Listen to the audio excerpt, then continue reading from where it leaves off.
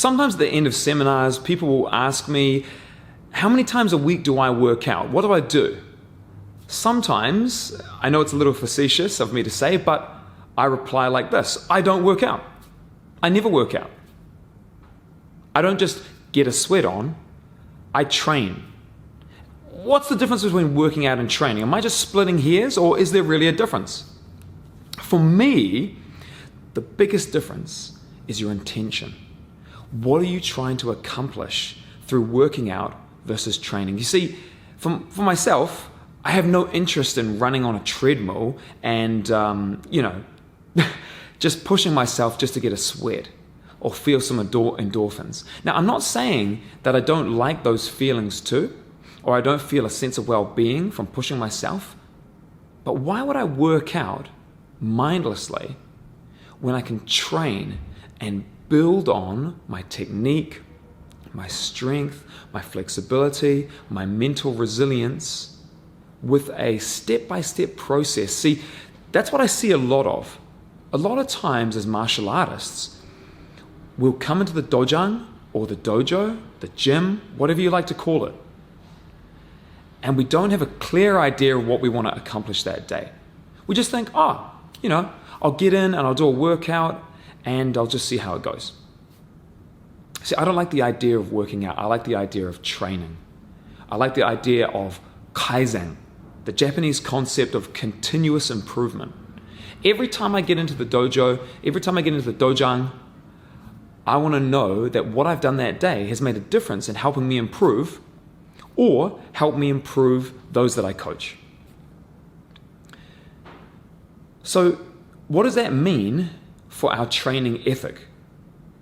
Well, I think a big part of it comes down to setting your intention before you actually get onto the mat. I know people that have been training for decades, and I've grown up training with them. And maybe we've gone our separate ways and we've trained in different gyms and we're caught up periodically. But some people, I see them make a tremendous amount of progress in a short amount of time. And others, it's almost like they've been training in martial arts, but they're still the same as I remember them from literally 10 years before. They punch the same, they kick the same, they move the same, their footwork is the same, they still have the same holes in their game. Not to be disparaging, because we all have holes in our game. We're all trying to develop ourselves and improve ourselves. But when my own students come to me and they say, how can I make the most of my training? I've only got a limited amount of time. How can I be more efficient? The first thing I say to them is, it starts with your mindset. You've got to get your mindset right before you get on the mat. When you're hanging around before class, are you just having a chat? Or are you getting clear about what you want to achieve that day? If you know that that day is free sparring, what do you want to do in free sparring? Do you want to work on your deception? Do you want to work on your faking? Do you want to work on how you hide your intentions from the opponent?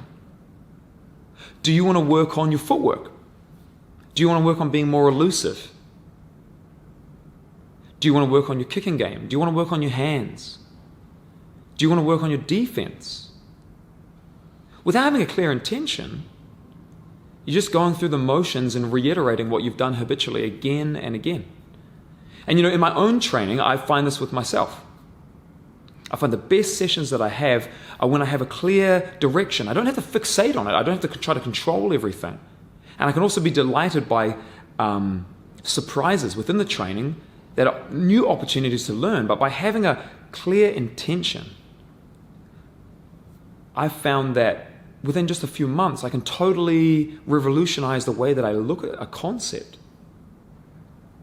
So the first thing I would say to my own students is get clear on your intention, get your mindset right, and your body will follow. That way, in years to come, when you look back, you'll see this incremental increase in your knowledge, and your progress will be phenomenal. Folks, thanks for tuning into this video. I hope you really enjoyed it. Make sure that you give me your feedback, comment down below, and don't forget to subscribe, as usual, for more great Van Roon martial arts content. Remember, be a martial artist, not a partial artist.